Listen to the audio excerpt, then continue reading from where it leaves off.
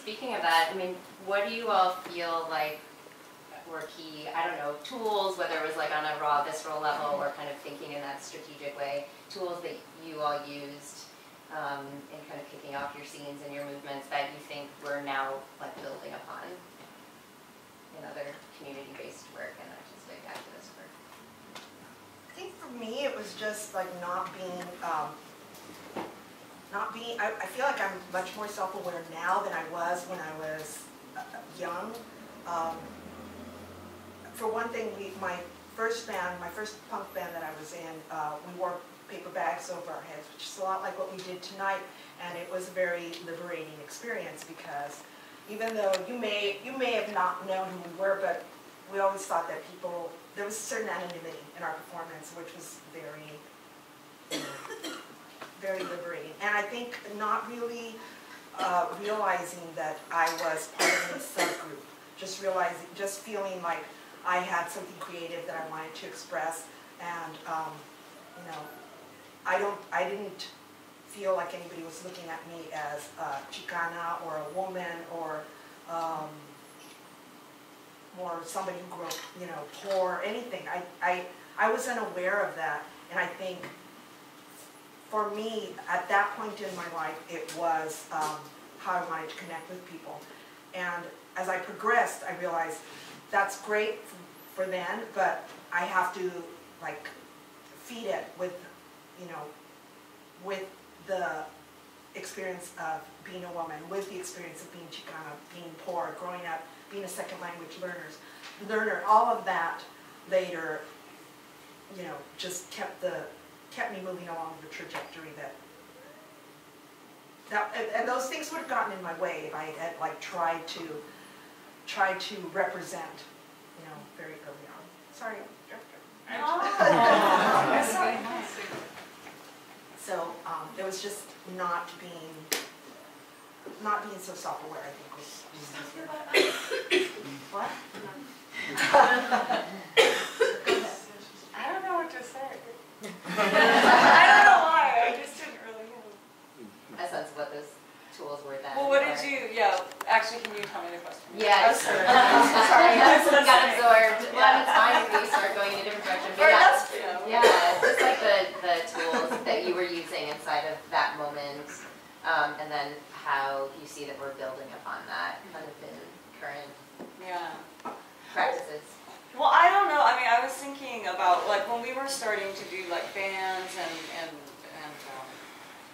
zines and stuff like that. It was, I mean, you know, it was pre-internet, or at least I'm sure it existed somewhere, but I still have AOL, right? So I don't really know what's going on.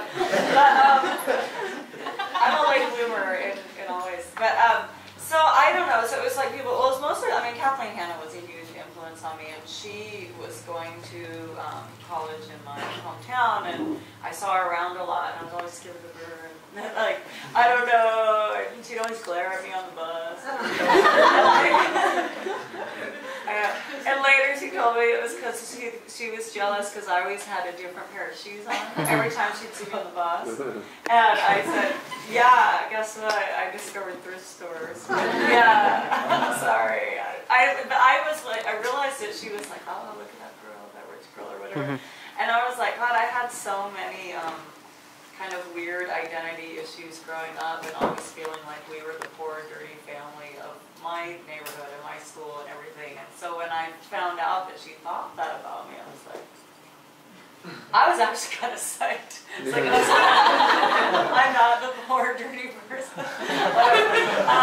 Anyways, but we, you know, I think with most people, you start out kind of like disliking each other. We really bonded and had a strong friendship, and also with Molly Newman from Brownville, it's kind of similar, weird coming together. She was screaming in the hallway, had breaking up with someone over the phone, over the payphone, you guys. And then she was my neighbor in the dorms. But I just think about like all these things and ways we connected, and how we just sat around and walked around and stuff and just talked all the time. And we would go up to Olympia, because I was going to school at that time later in Eugene, Oregon. But every time we went to Olympia, we'd meet up with like Toby and Kathleen, and all of us girls would just sit around and talk about the latest things that were going on and talk about how we felt and politics and just everything. And it was really amazing. But you think about how much communication happened then, without internet, without cell phones or texting or anything like that, and then how we went on tours and booked tours, and I was just like, how did this happen? Because now I think, I don't even know if I could book a tour with the internet or something. Well, actually I have them. But it was more expensive. I do remember that. Because we would steal calling card numbers from people. Usually it was like our parents or each of someone else's parents or something. But also we had those tone dialers. Yeah. So we had just a lot of like stuff like that. But a lot of shared resources. Like everyone kind of pooled stuff together and helped each other out. And I really felt much more a sense of community than I do now. And that might be part of just getting older and everyone spreading out. But sometimes I almost wonder if this kind of virtual reality stuff separates us more from each other. I'm off topic. No, it's all good. Drew, do you want to throw a question in? Or do you want to? Well, you kind of answered the question that I wanted to ask, which was if you, well, here's maybe a better question. So did you know it was happening when it was happening? Did you ever have a moment where you're like, I started a movement? Or is it only in hindsight and when you place it in this nice, neat narrative that, writers or music writers and critics have put it out there, and it seems like that? I think that maybe it's when you're young and you and your friends, you think you are the center of the world, and it's all about you and your friends and what you're doing. So in that kind of like maybe naive way, yeah. But we felt like we were making huge changes in our small world. Like we didn't think our world was the world in our minds or something, and then we didn't really think that we weren't trying to reach out to everyone. I mean, we were trying to reach out to a certain extent, but it was really surprising later that people were kind of paying attention or whatever. And then the media, what they did to everything was really scary and awful, but it was confusing. Because, yeah, we did think we were the center of the universe, of our little universe. And then it was really important to us. So we felt like we were changing our town, our community, maybe our state, maybe a kind of certain scene of punk rock girls, and that was really exciting. So I think we saw it as important that way, but not really in a bigger context. Yeah, I don't think we did, or at least I didn't. I just thought, I was just having a lot of fun, and I thought, I agree with you that it was like, that was my world. I didn't really think that it would make ripples and expand the way it did. And it surprises me, actually, that people now know something that I recorded so long ago. Yeah, it's really, I'm surprised too, all the time. Sometimes I just feel like I could barely do anything. I'm like, what? Do my dishes. Yeah, there's someone in their bedroom listening to Yeah, you right. making their first scene in high school. Yeah. I'm going to Kiko's. It's a live stream. Yeah. Totally steal this photocopy and then run out.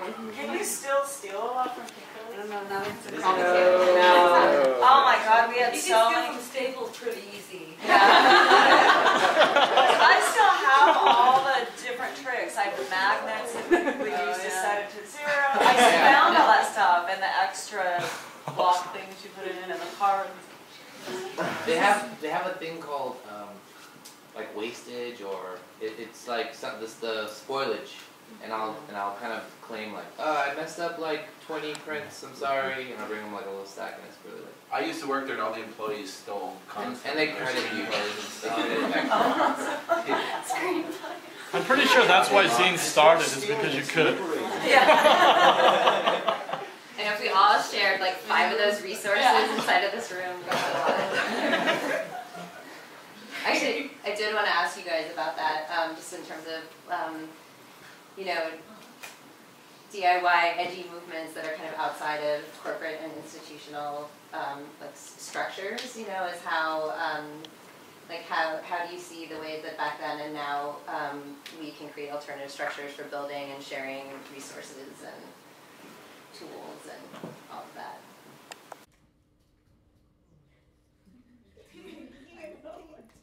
Tell me that question again.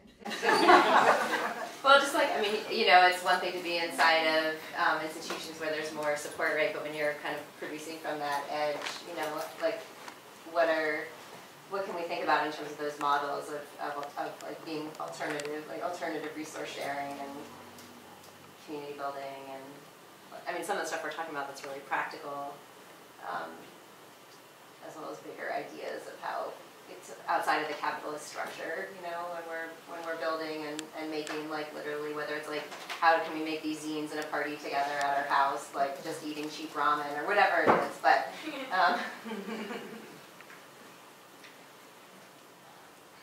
maybe that was, maybe we already talked about it, sorry. Well, no, I think it's hard, like I said, like walking into the room today over there, I was like, wow, this is so awesome, this is happening, and all these people sharing materials and ideas and everything, and sometimes I just think that it's not happening anymore, or it's not, and I just need to probably, you know, reach out more and get out more, but it's hard. I think we just live in such a, like, horribly corporate capitalist system that, and with the economy being bad, I just feel like everyone is just hanging on so tightly to every last little scrap they have, and I almost feel like there's less sharing, and I don't know, but maybe that's just the people I'm around and whatever, I don't know. I'm in my car, I'm in LA, so it's just, but sometimes I just feel it's like everyone's just hanging on to this little last thing, but I don't know, I think that I just would like to, you know, make dinner for my friend and eat together, drink together, whatever, do that at each other's houses, and I love what you're saying, like make a zine together, or have like I don't know, because I think about what we did in the early 90s, we just would go hang out at so-and-so's apartment and just talk all night about all sorts of things and listen to records. It was really exciting, and it was very politicized, and I feel like a lot of people just aren't. That I'm around, at least, I don't hear as much politicized conversation anymore. And then sometimes when I do talk about that, it gets silent. And I'm just like, sorry.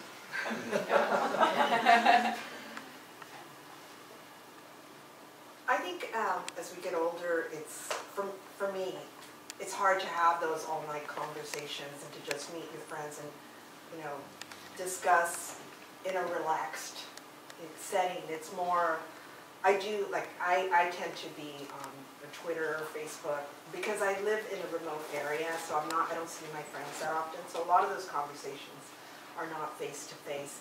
And while they're better than not talking at all, it's not the same feeling. But I think that has more to do with like having responsibilities, like, you know, being a mom, having to do certain work, and so it's hard to carve out that time, but I think you have to find a way to carve out the time to feed your soul with that, with political awareness and the creative component, and so a lot of the time my house is really dirty. You're totally alone in that, I think.